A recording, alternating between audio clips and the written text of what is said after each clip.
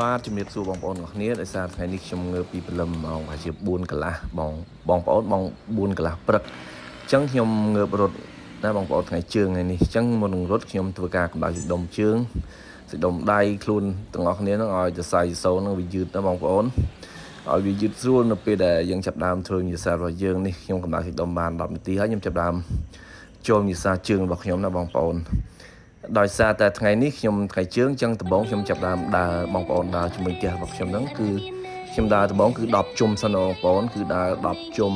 អញ្ចឹងក្នុងមួយជុំទៅវិញទៅមកប្រហែលជាចូលជិត100ម៉ែត្រអញ្ចឹងបងប្អូនអញ្ចឹងណាខ្ញុំដើរ10ជុំអញ្ចឹងខ្ញុំដើរ10ជុំហើយបន្ទាប់ពីខ្ញុំដើរ10ជុំខ្ញុំធ្វើការរត់ម្ដងណាបងប្អូនរត់30ជុំទៀតអញ្ចឹងខ្ញុំដើរ10ជុំរត់30ជុំ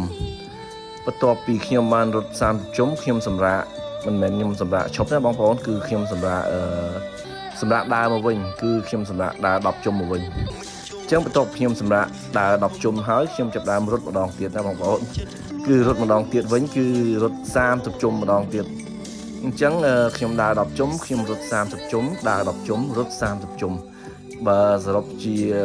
គីឡូប្រហែលជាខ្ទង់ប្រហែលជា7គីឡូជិត8គីឡូ